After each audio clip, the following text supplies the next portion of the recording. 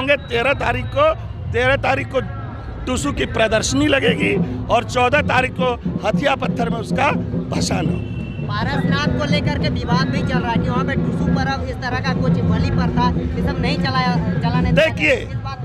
देखिए सीधे समझने की बात है कि पारसनाथ जब से है तब से झारखंडी वहां पर है। जैनी तो बाद में आए हैं ना, जैनी तो बाद में आए हैं। और जब आज तक वहां परिक्रमा हो रही थी, आज तक वहां परिक्रमा हो रही थी, तो जैनियों ने ये मांग नहीं रखा।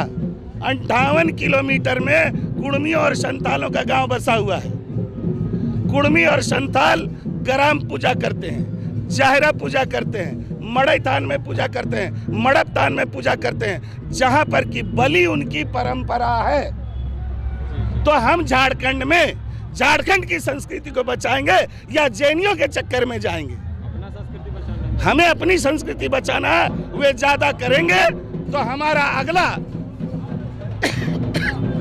जो